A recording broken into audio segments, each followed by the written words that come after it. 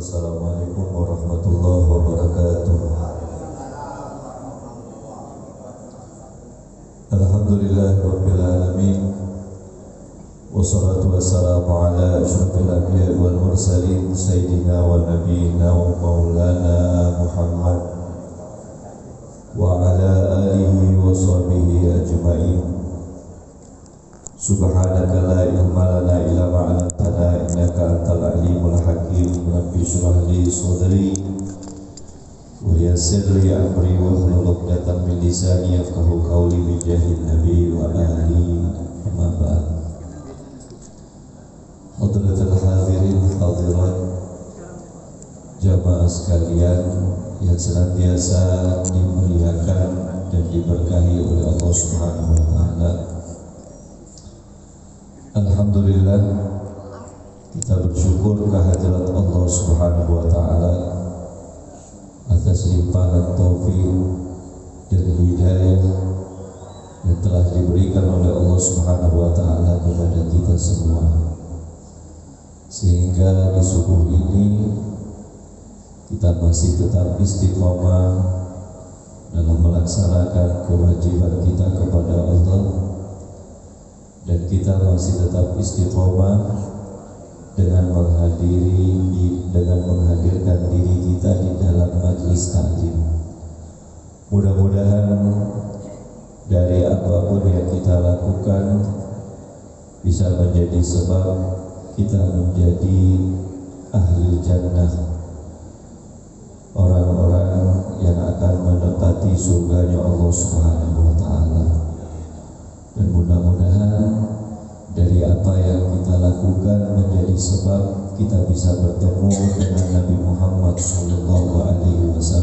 Amin ya rabbal alamin. Para hadirin yang dimuliakan oleh Allah, seperti biasa di subuh ini kita akan mempelajari kajian Sirah An-Nabawiyah dari kitab Khulasatul Nurul Yakin jilid pertama, yang insyaallah dari apapun yang kita pelajari mudah-mudahan dapat menambah wawasan pengetahuan kita tentang Rasul sallallahu alaihi wasallam, dan juga dapat menambah rasa cinta kita kepada Nabi sallallahu alaihi wasallam. Untuk membersihkan waktu, kita akan teruskan kajian kitab. Bismillahirrahmanirrahim. Wa qala musannif rahimallahu ta'ala wa nafa'ani wa iyyakum fi daraini amin ila anqal. Fi sanatil 'ashirah wa fada 'alaihi wafdun min nasara najran balaghahum khabaruhu min muhajiril habasyah wa kanu 20 rajulan wa qara 'alaihim ar-rasul sallallahu alaihi wasallam al-Qur'an fa amanu kulluhum fa wabbahum Abu Jahal 'ala islamihim wa qalu lahu lakum ma antum 'alaihi wa lana makhtarnahu. Wafatu Khadijah zawaju Sauda wa Aisyah radhiyallahu anhuma. Fi sanatil 'ashirah minan nubuwah tuwfiyat sayyidatu Khadijah wa hazina 'alaiha Rasul sallallahu alaihi wasallam husnan shadidan li'annaha kanat tuhibbuhu wa tamna'u anhu adha Quraisy. Fatazawwaja ba'da wafatiha li Saudah ba'da an tufiya anha zawjuha wa kanat qad amanat billahi wa rasulih wa khalafat aqaribaha. Wa ba'da syahr aqada ala Aisyah binti Abi Bakar As-Siddiq wa hiya fi sabi'ah min umriha wa lam yatazawwaj bikran ghairaha wa dakhala biha fil Madinah. Wafatu ammihi ba'da wafati Sayyidati Khadijah binahwi syahr tufiya ammuhu Abu Talib fahazina alaihi Rasul sallallahu alaihi wasallam. Sama dhalika al-'am 'am al-huzun li'annahu faqada fi zawjahu wa 'ammah wa kana 'ammu ya'taqidu sidqa ma ja'a bihi ar-rasul illa annahu lam yatik bisyahadah ila akhir lahza min hayati khaufan min ta'yili Quraisy. Wa fihi unzila innaka la tahdi man ahbabta walakinna Allah yahdi man yasha. Wa nasallallahu an yukhaffifa anhum ma'a baqiyati aqaribi sallallahu alaihi wasallam. Hadirin yang dimuliakan oleh Allah Subhanahu wa taala. Pada kesempatan yang lalu kita telah mempelajari bagaimana perjuangan Nabi sallallahu alaihi wasallam ketika beliau diboikot oleh tokoh-tokoh kafir Quraisy. Beliau harus menahan kesabaran di dalam dirinya untuk tinggal di lembah pegunungan yang berada jauh dari kota Mekah. Beliau banyak sekali mendapatkan kesulitan-kesulitan ketika berada di tempat pemboikotan. Akan tetapi kejadian itu berlangsung tidak begitu lama, hanya kurang lebih 3 tahun.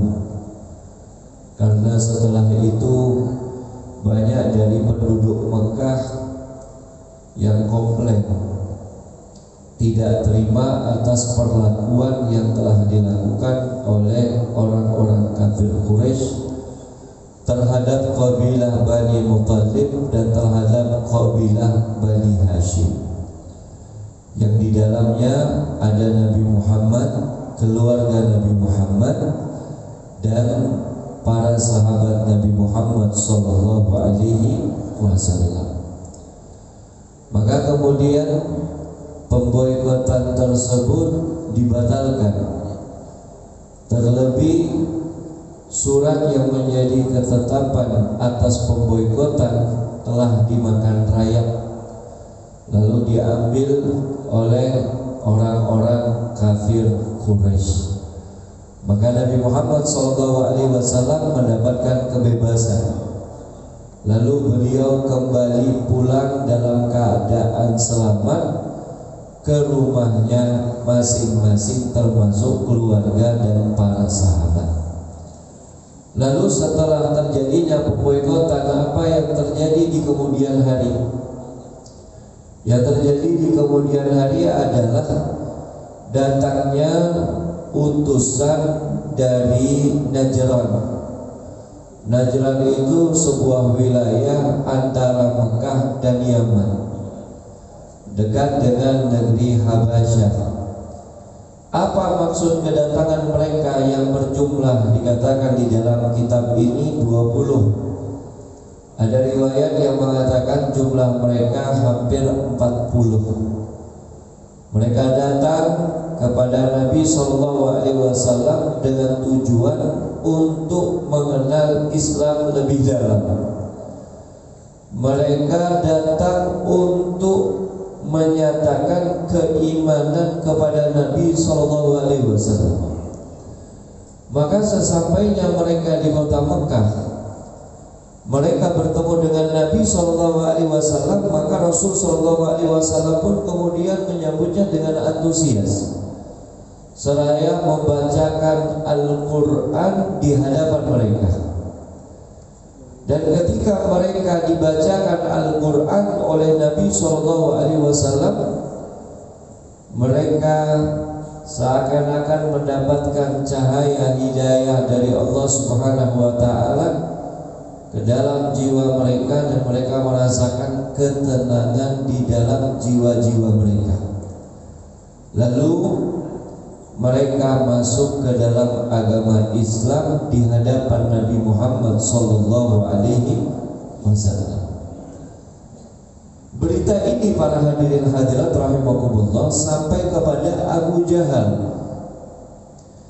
Ketika Abu Jahal tahu bahwa utusan-utusan dari Najran ini datang ke kota Mekah untuk menyatakan Islamnya kepada Nabi sallallahu alaihi wasallam, maka dia mulai menghasut. Dia menyampaikan dengan terang-terangan kepada kaum Najran yang pada saat itu berjumlah 40 dengan perkataan, kalian harus teliti kepada siapa kalian ini bertemu.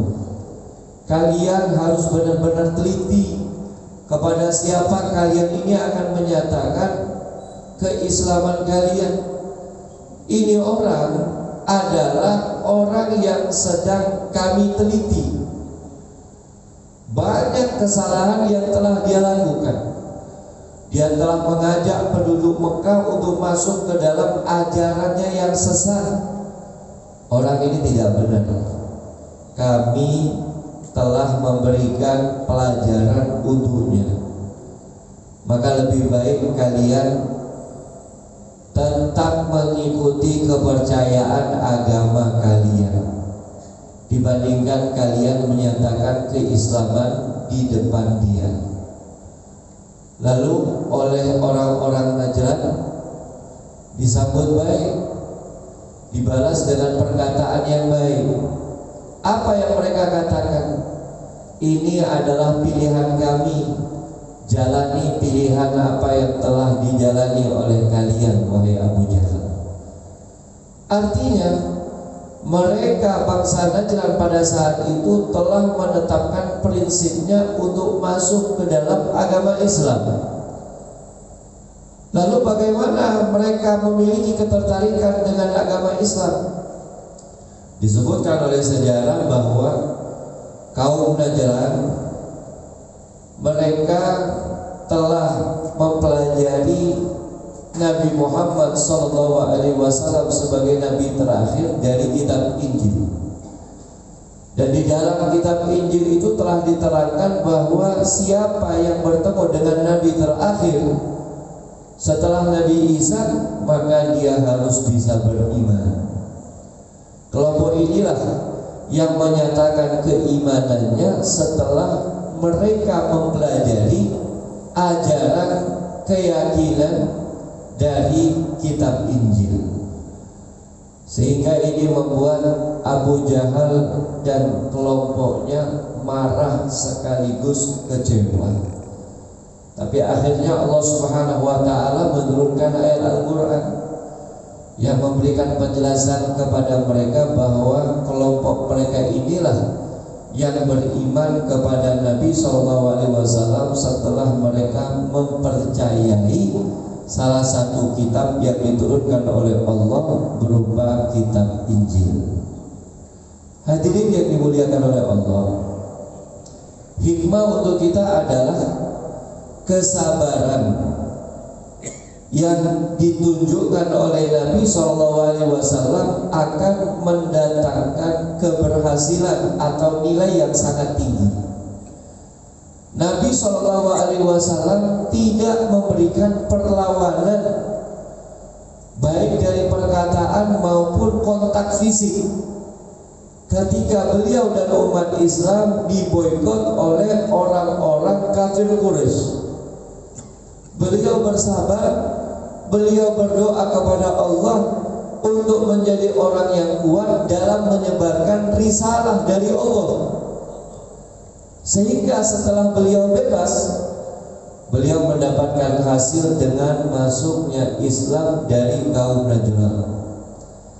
Maka siapapun dari kita yang mungkin hari ini menjadi pendakwah harus bisa memiliki sifat sabar sebagaimana sabarnya Nabi SAW.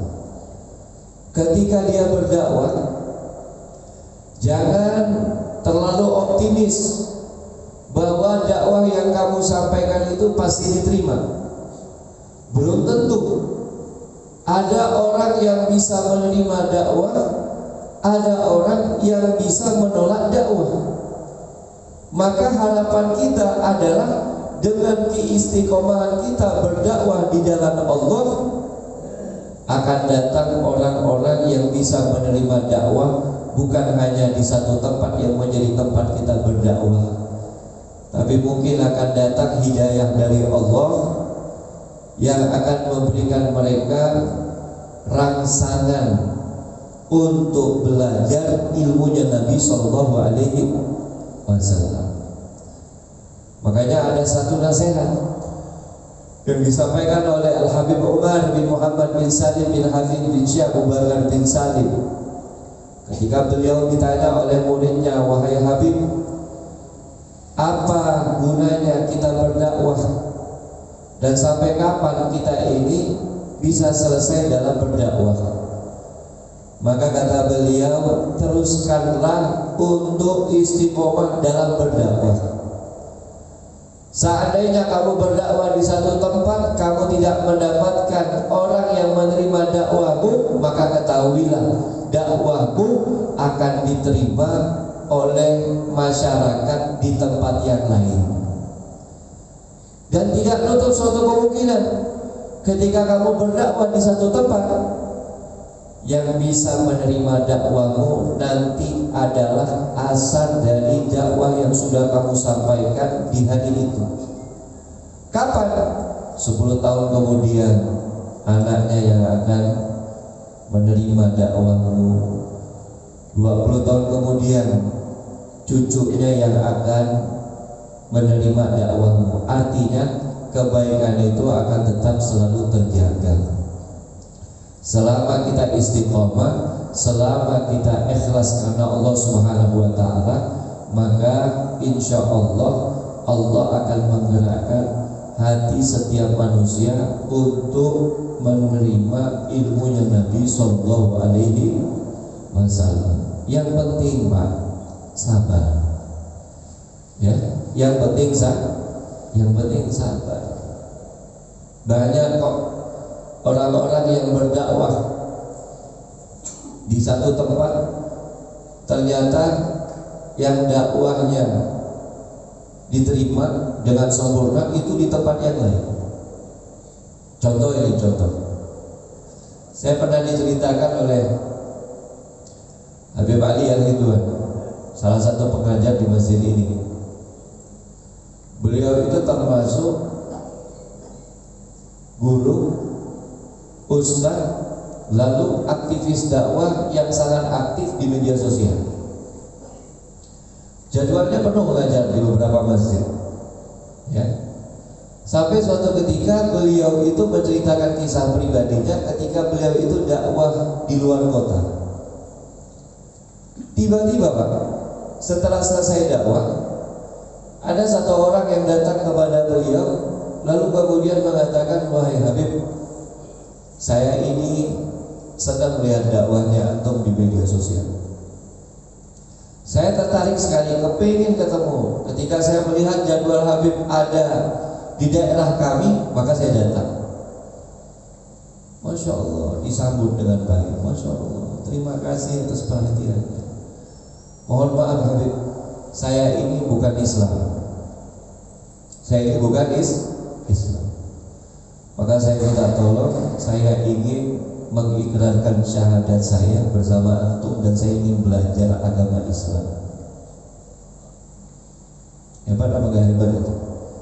Dakwahnya banyak di tempat tinggalnya Pak, di Pontianak, di Kuburaya. Tapi cahaya hidayah Allah itu bisa datang di mana-mana. Bukan hanya di tempat dia berdakwah, tapi di tempat yang jauh yang mungkin Islam itu nggak pernah dikenal. Ternyata Allah menggerakkan hatinya untuk mengenal Islam melalui beliau.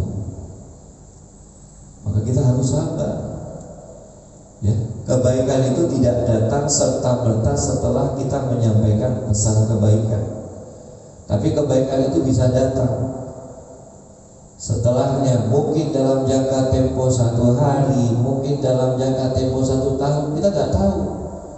Karena yang memiliki kuasa untuk memberikan hidayah, kebaikan, anugerah dan lain sebagainya itu hanya Allah Subhanahu wa ta'ala. Tugas kita hanya menyampaikan. Ingat, tugas kita hanya menyampaikan. Kemudian para hadirin rahimakumullah, pada tahun itu menjadi tahun kesedihan bagi Nabi Sallallahu Alaihi Wasallam. Karena di tahun itu 2 orang kekasih Nabi Sallallahu Alaihi Wasallam dipanggil oleh Allah. Yang pertama ada Sayyidatuna Khadijah. Yang kedua ada pamannya Abu Thalib. Yang pertama Sayyidatuna Khadijah, istri tercinta Nabi Muhammad SAW, yang kita kenal beliau adalah seorang wanita yang memiliki jiwa yang sangat besar. Karena berkat beliaulah Nabi Muhammad SAW itu mampu menahan kesabaran di dalam dirinya untuk menjadi seorang Nabi dan Rasul. Karena yang didapatkan oleh Nabi SAW dari perlakuan orang-orang kafir musyrik Quraisy itu sangat luar biasa. Cuma ketika beliau pulang ke rumah, yang bisa menenangkan hati Nabi, yang bisa membuat hati Nabi kembali gembira, itu adalah Siti Khadijah. Dan itu dirasakan oleh Nabi SAW di awal mula pernikahannya beliau. Maka tidak salah kalau kita mengatakan bahwa jasa kebaikan seorang Sayyidatuna Khadijah radhiyallahu anha adalah jasa yang amat besar. Karena pengorbanan beliau bukan hanya dari hartanya saja, tapi jiwanya pun dikorbankan untuk agama Islam, agama yang dibawa oleh Nabi Muhammad SAW. Dan hebatnya Siti Khadijah, ketika beliau itu berumah tangga dengan Nabi SAW, beliau itu tidak pernah mengeluh pada hati ini, tidak pernah membuat Nabi Muhammad itu susah. Tapi beliau bersabar dan berusaha untuk menenangkan hati Nabi. Dan beliau terus mensupport dakwahnya Nabi. Apapun yang dialami oleh Nabi, yang diderita oleh Nabi, maka yang menjadi obatnya adalah Siti Khadijah. Karena itu Nabi SAW ketika meninggal Siti Khadijah, beliau itu menangis, sedih, dengan rasa sedih yang begitu mendalam. Bukan berarti Rasulullah SAW itu tidak percaya dengan takdir. Rasulullah percaya dan ikhlas dengan ketetapan takdir. Tapi untuk mencari sosok wanita seperti Sayyidatina Khadijah itu sangat sulit. Beliau itu paket komplit.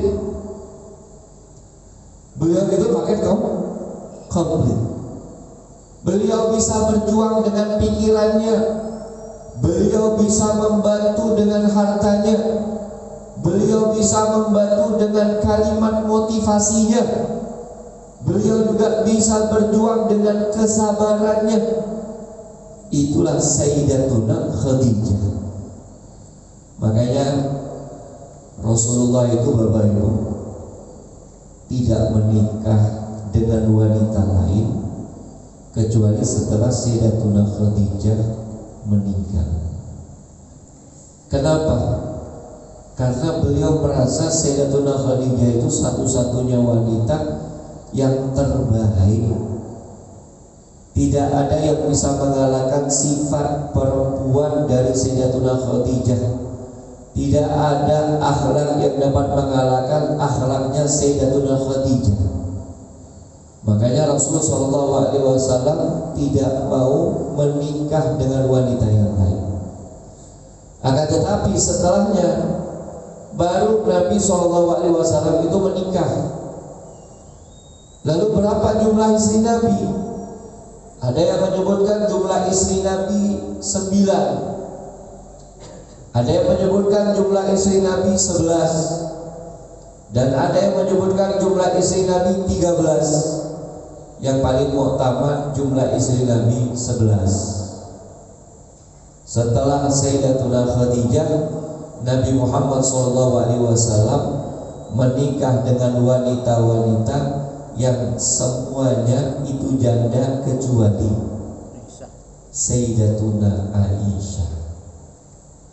Kecuali Sayyidatuna Aisyah. Dan ini pun memiliki tujuan. Kenapa Rasulullah SAW itu menikahi ini, menikahi itu, menikahi ini, menikahi itu? Tidak ada lain untuk membantu dalam perjuangan dakwah Islam. Ada dari kabilah yang menjadi pembencinya Nabi. Subhanallah, karena sudah menjadi ketetapan Allah dinikahi oleh Nabi Muhammad. Akhirnya kabilah dari keluarga tersebut beriman kepada Nabi SAW. Kemudian disebutkan di dalam kitab ini tadi, Rasulullah SAW menikahi Sayyidatuna Aisyah. Ada yang mengatakan umurnya Sayyidatuna Aisyah itu 7 tahun. Ada yang mengatakan umurnya Aisyah itu 9 tahun. Maka karena ini perintah dari Allah Subhanahu wa taala, Nabi SAW pun menikahi Sayyidatuna Aisyah. Kita tahu sendiri betapa terkejutnya Sayyidina Abu Bakar As-Siddiq radhiyallahu anhu ketika Rasulullah SAW ingin melamar Sayyidatuna Aisyah. Tapi karena itu perintah datangnya dari Allah Subhanahu wa taala, maka tidak mungkin ditolak. Ya. Dan itu merupakan suatu kebaikan yang sangat besar bagi keluarga Sayyidina Abu Bakar As-Siddiq, dilamar atau dipinang oleh seorang manusia yang paling mulia, yaitu Nabi Muhammad SAW. Saya pernah menceritakan kepada Anda ketika Nabi SAW menikahi Sayyidatuna Khadijah. Dalam cerita yang saya sampaikan kepada Anda sekalian, bahwa Rasulullah SAW ketika meminang wanita yang akan dijadikan istrinya, maka wanita itu akan mendapatkan kebaikan dunia akhirat. Bahkan ada satu di antara wanita-wanita yang menjadi istri Nabi SAW mengatakan, jika aku tidak mendapatkan satu waktu yang panjang untuk berkumpul dengan Rasulullah SAW, maka aku akan tetap merasa senang karena nanti di akhirat aku menjadi kelompok dari istrinya Nabi SAW. Gak nuntut, Pak, ya, karena beliau tahu siapa yang menjadi suaminya. Lalu ada wanita yang ingin dipinang oleh Nabi SAW, dia menolak. Saya gak senang laki-laki seperti ini. Apa yang dia dapatkan? Keburukan di dunia sampai akhirat. Maka saya simpulkan kepada Anda sekalian, rugi kalau ada dari setiap wanita itu yang menolak pinangan yang datang dari orang soleh. Rugi, ya.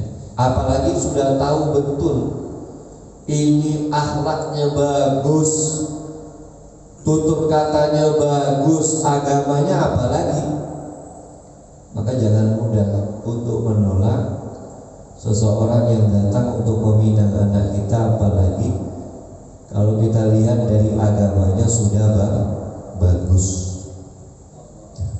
Kemudian di tahun itu juga pamannya Nabi SAW meninggal, yang bernama Abu Thalib.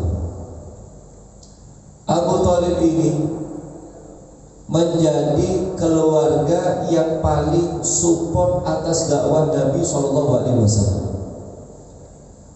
Jadi kalau beliau tahu Rasulullah SAW itu dicemooh atau direndahkan oleh sebagian tokoh kafir Quraisy, maka beliau menjadi pembela pertama untuk memberikan rasa aman kepada Nabi SAW. Dan beliau itu orang yang disegani oleh penduduk Mekah. Maka setelah beliau meninggal, Nabi Muhammad SAW itu menangis, bukan karena tidak percaya dengan ketetapan takdir dari Allah, tapi beliau merasakan betul ketika beliau ingin mensyiarkan dakwah Islam, ada saja rintangan, ada saja hambatan yang membuat sulit beliau untuk mensyiarkan dakwah Islam. Dan itu dirasakan setelah beberapa hari atau beberapa minggu meninggalnya Abu Thalib. Tapi sebelumnya beliau banyak mendapatkan kemudahan.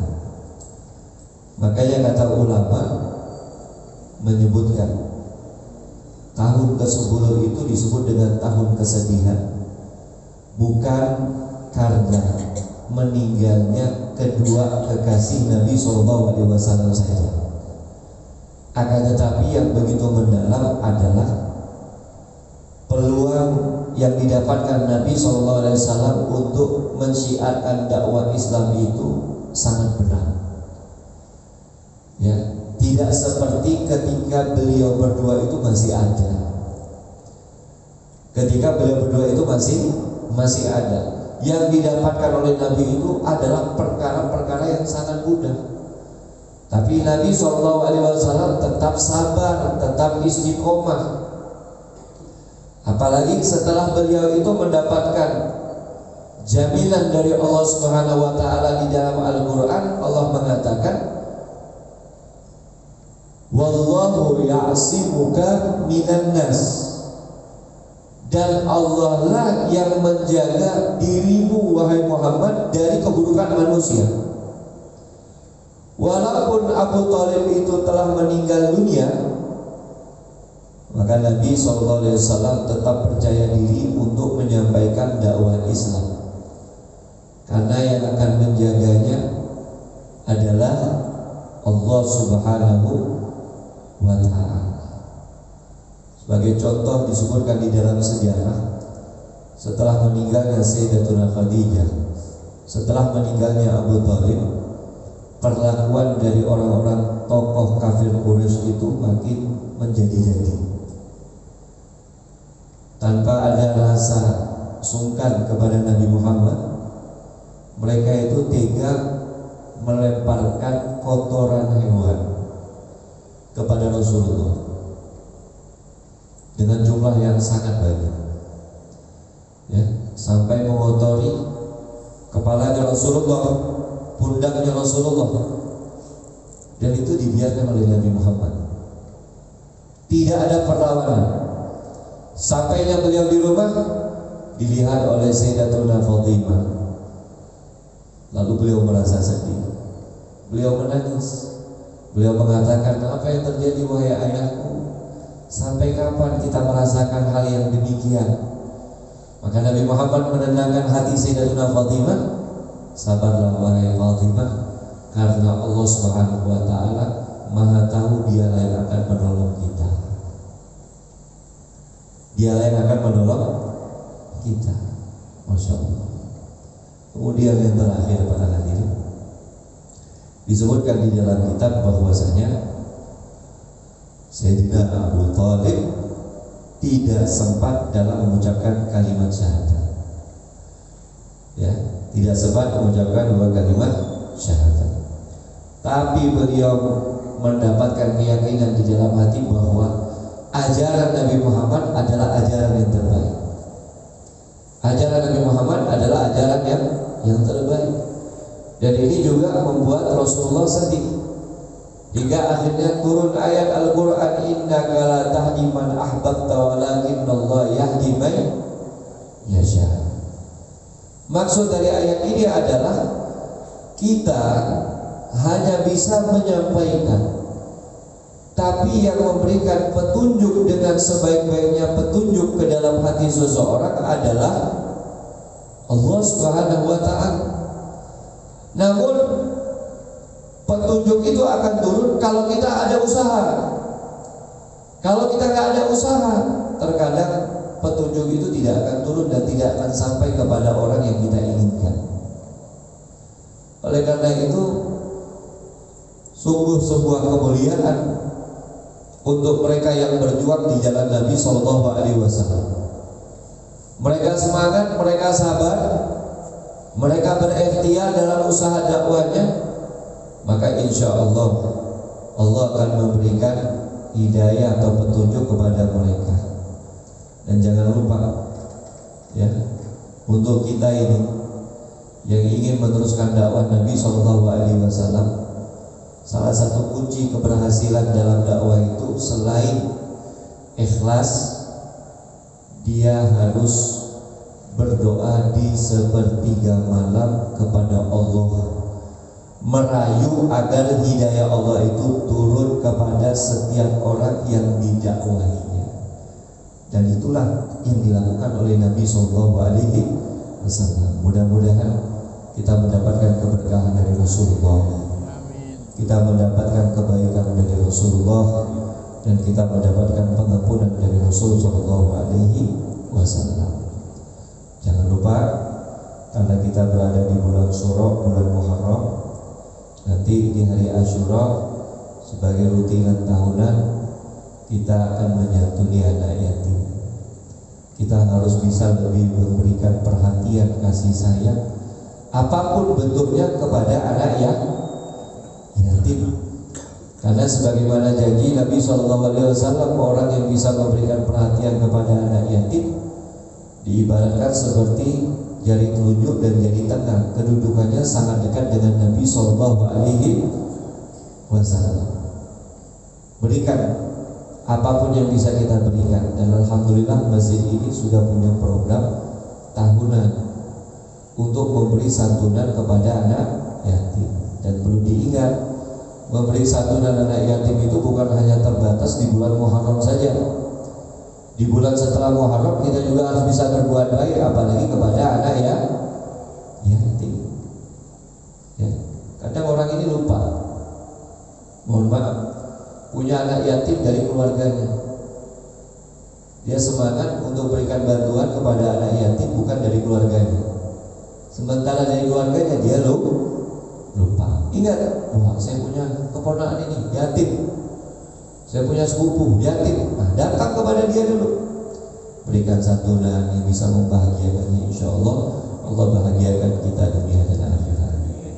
Kita tutup majlis yang mulia ini dengan membaca doa kafaratul majlis. Mudah-mudahan yang sedikit bermanfaat. Bismillahirrahmanirrahim. Subhanallahumma bihamdika, asyhadu an la ilaha illa anta, astaghfiruka wa atubu ilaik. Assalamualaikum warahmatullahi wabarakatuh.